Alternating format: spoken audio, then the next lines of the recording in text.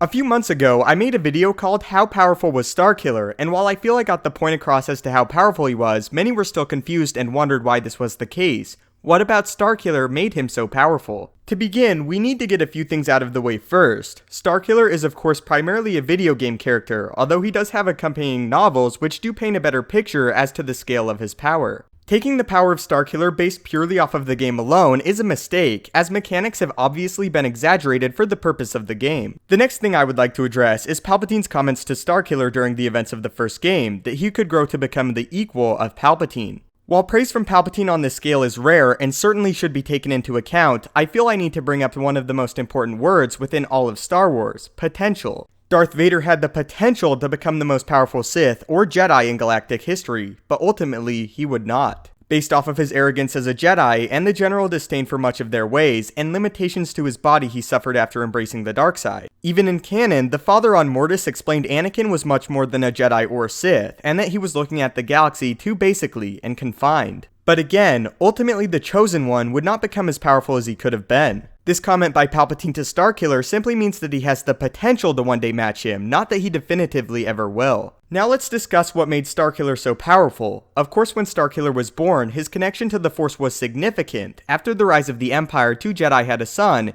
and the union between two powerful Jedi produced Starkiller or Galen Marek. When Vader located Galen's father on the planet of Kashyyyk, he sensed a presence more powerful than Galen's father, asking where his master was. Galen's father simply commented Vader had killed his master long ago. Before defeating Galen's father, a young Galen Marek used the Force to pull Vader's weapon from his grasp, a feat few could accomplish, let alone a child. This again helped illustrate his powerful connection to the Force. This, accompanied with his great connection, caused a devious thought to emerge within Vader's mind. Force-sensitive children were becoming exceedingly more rare because of Palpatine's fear, not only for the Jedi, but all Force-sensitives. Vader saw this opportunity to take an apprentice that was already naturally gifted in the Force, and keep him hidden away from the Emperor. This is why a little later, when Imperials rush in to find Galen and Vader, Vader slaughters them all. Now we must look at the most important reason why Galen or Starkiller became so powerful. Similar to reality, if one chooses to focus their efforts on something, they will likely improve and advance in that thing. Vader saw Starkiller as a potential weapon, and thus trained him to become one. I would like to use other examples within Star Wars to illustrate the point I am getting at.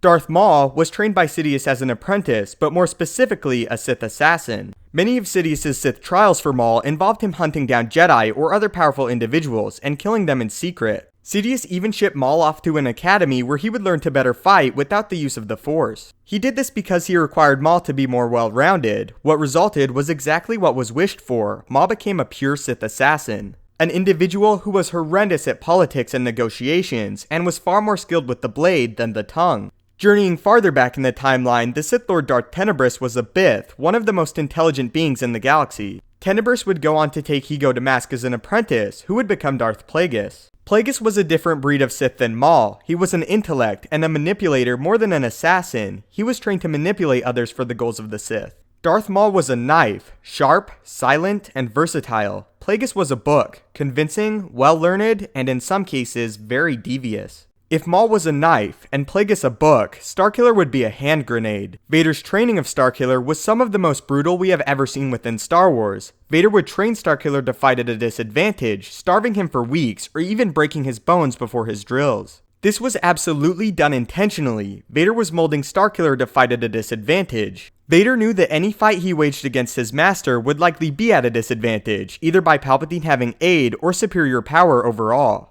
But Vader came to realize if he had help in the form of Starkiller, he may be able to finally defeat his master and further the rule of two. Vader required a pure warrior and a combatant, and thus trained Starkiller to be one. Vader never drilled Starkiller in the more peaceful or meaningful ways of the Force, and even failed to teach him more complex dark side abilities like alchemy. Vader trained him to explode, and explode he did. Starkiller mastered the ways of the Force that would prove most useful to his master, as after all, he was simply a tool to be used and disposed of after his purpose was served. We've seen situations like this before with the likes of Asajj Ventress. Although her existence was not a secret, she was trained as a tool with the lies of future greatness. But when the time came, she was disposed of just like what was attempted to do with Starkiller. I have used this analogy before, but the Force is like a muscle. If you work that muscle, it will become bigger and stronger, but if you fail to work the others, they will stay the same or decrease in size. While many of the other characters we know in Star Wars, such as Obi-Wan, Yoda, Palpatine, and even Vader, focus their efforts on not only the combative gifts of the Force, but others, Starkiller focused on that purely. Starkiller is superb in his niche and use of the Force, but he lacks much of the deeper meaning behind it that his teachers have developed along with their combative prowess. I have always been curious as to what Starkiller would look like if he was allowed all the knowledge of his teachers and was not purely used as a weapon, but rather a true student of the Force. So what do you think? Where do you think Starkiller's true power lies, or has he already unleashed it, and is his role one as a grenade rather than a well-crafted staff or sword? Leave your thoughts in the comments. I'm very curious to find out. If you enjoyed the first episode of this new series, where we explain how a character became as powerful as they are, rather than just analyzing their power alone,